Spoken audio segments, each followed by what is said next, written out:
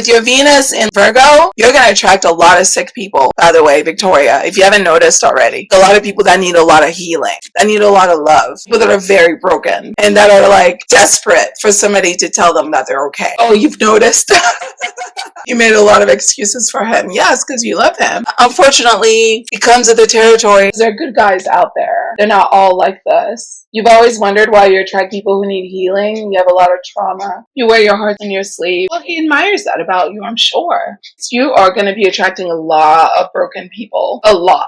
And because of your moon in Pisces, you're naturally going to be generous anyways towards them. I'm glad we're having these conversations because what I'm getting at is when you know you have these energies in these top placements, then it becomes your responsibility to set those boundaries.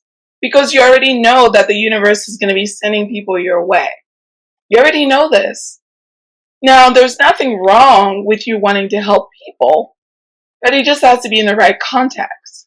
Stop trying to mix it with your love life. The universe is going to bring you those people, but that does not mean you have to date them. They can be your friend, or they could be an associate, or they could be that lady at the grocery store that's telling me her life story. Your mama has been telling you that your mom is right. You don't have to move them into your house. You do not need to be dating these people. And when you think about it, you know what helped me get over it? Because I used to struggle with this a lot with my Mars in Virgo. It's like I will look in a room and I'll find the most sick person. I'm like, that's the one I want. You're grieving, traumatized, got nobody. I got you. Come to my house. I'll take care of you. I didn't realize that I was sick too. Because what is it about me that thinks that that's all I deserve? A broken person. It's not until I went to therapy I realized like I'm sick too. It's not just them because I keep picking them people. Because something's wrong with me too. So I can't just put it on them. I'm doing it to myself.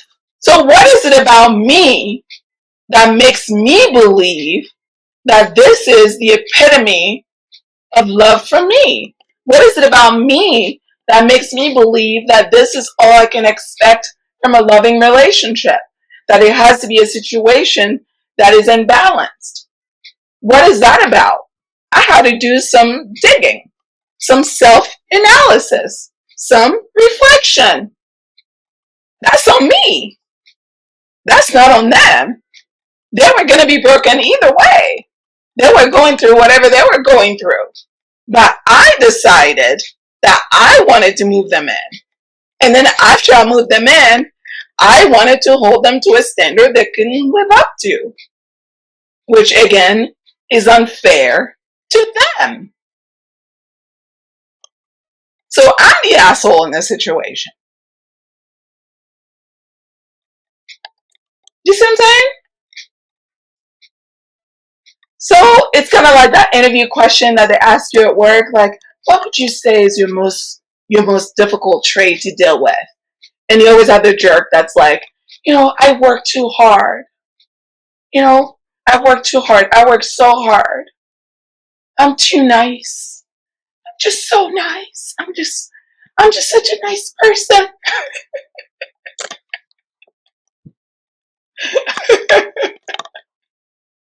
I'm just such a nice person. It's like, no, you're an asshole. Stop it. You're not a nice person. You're an asshole. Stop lying to yourself. You chose this person because they were broken. And then you move them in and you give them standards of a non-broken person. And you judge them by those standards. And you think you're a nice person. And this is me talking to myself in therapy. I'm not talking to y'all. I'm talking to myself in therapy. I had to realize that I'm the asshole in the story. Because I knew what it was from the beginning. Those people didn't ask to be changed. They would find a way they were living their lives. Aimless. Miserable. Pointless. Drifting. No real drive. No real commitment. No real responsibility. They didn't ask to be fixed. I decided it was my job to fix them. I made that my mission. The hindsight be 22. Yeah, the hindsight is clear. It's like, I did that. They didn't do it. I did that. I needed some healing is what I learned from that. So I say all of that to say that a lot of times It's easier to point the finger when you have a lot of healing energy and people abuse it. It's easier to point the finger at other people so you can feel good about yourself. And again, I'm talking about myself. I used to feel good about myself, about the fact that I always attracted those types of personalities and I always helped them. It made me feel proud of myself. It was kind of like a badge of honor in a way, even though I didn't realize it at the time because I wasn't honest with myself enough. But now I'm honest enough with myself to realize that it's because he made me feel superior. And that's the honest to God truth. He made me feel special. But what he did also was keep me from actually being human in these relationships because I wasn't being my vulnerable self. I was being the one that always kept it together, the one that had the answer, the one that was helping. So these are some truths that I had to reckon with. This has nothing to do with those people and everything to do with me. What do you guys think about what I just shared? I hope I've saved some of you years of therapy. Yeah, please go to therapy. That is the best thing that's ever happened in my life. I will say that until the day I die. It is the very best thing that ever happened in my life. There were so many things that I had twisted up in my head that I thought were right, that when I went to therapy, I got to realize, now girl, I know this sounds good on paper, okay? This whole idea of, I have a helping complex. I want to help people. I just want to help. All that sounds good because it makes you look good.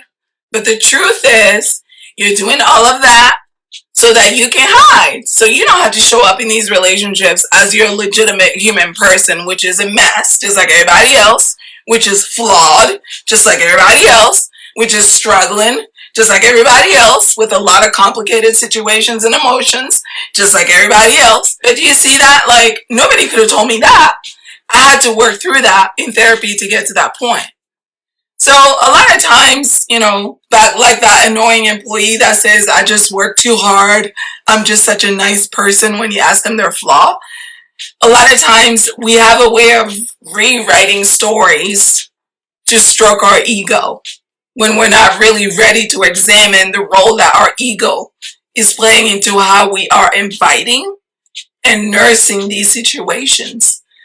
So for those of you who are like me, who struggle with this need to caretake, I would encourage you to investigate. Where is that coming from? Why do you feel you need to do that? Because other people don't feel they need to do that. Other people go out there looking for what works for them, what makes them feel comfortable. And if you ain't got it, then move on. So I would encourage you to do some digging with yourself. Like, what is that about? Because these people can come, but not everybody opens the door. They go to everybody. These narcissists, they go to everybody. Some people don't have time for it. Immediately, some people say no and they move on. But some of us opened our doors. We're the only ones that can answer as to why we decided to open our doors.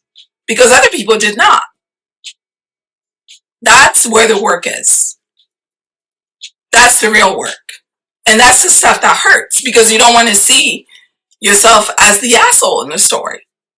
You think I wanted to see myself that way? Sometimes we're young and we don't know, but it is our job to continue to examine ourselves so that we can grow, so we can learn, we can expand.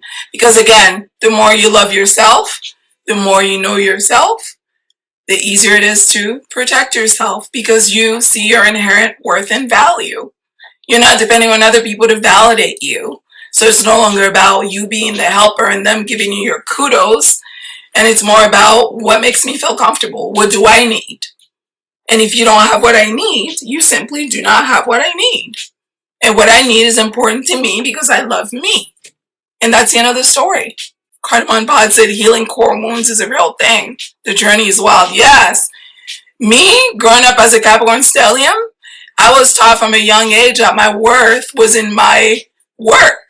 Like, I was only worthy based on like what I was doing, the value I was adding. That's why I became this person who would attract these people, because I saw them as a project. I wanted to prove my worth to them.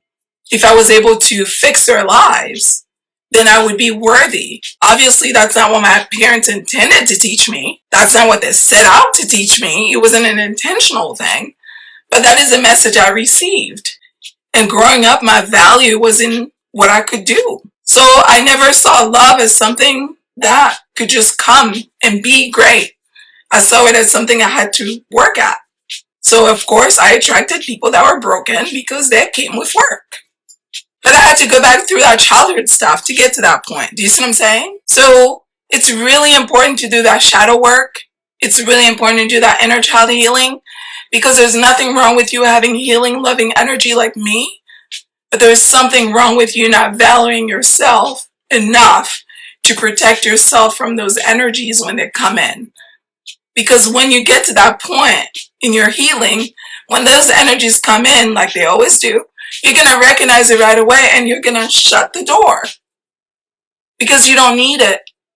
Because you already got all the love you need inside of you. Thank you everybody who subscribed. Thanks to all my lovely subscribers. You guys make these intimate chats so deep. I feel like we're cooking. And I'm loving the vibes.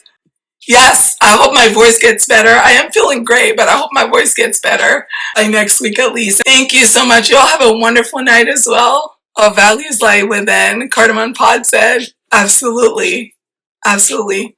I love you guys so much. Thank you so much for hanging out with me. Thanks for all the wonderful gifts, and you have a wonderful evening. Bye-bye. You can book your astrology reading at intuitivehealing.com. You can also watch videos at Intuitive Healing here on YouTube for Astrology 101 content. Listen to the Aquarius podcast on Spotify, as well as here on YouTube for your horoscope. If you're interested in astrology and love connections, you can visit at Styled Under Libra. And of course, for health and wellness and holistic healing, visit at Styled Under Virgo for all of your astrology content. Thanks so much for watching.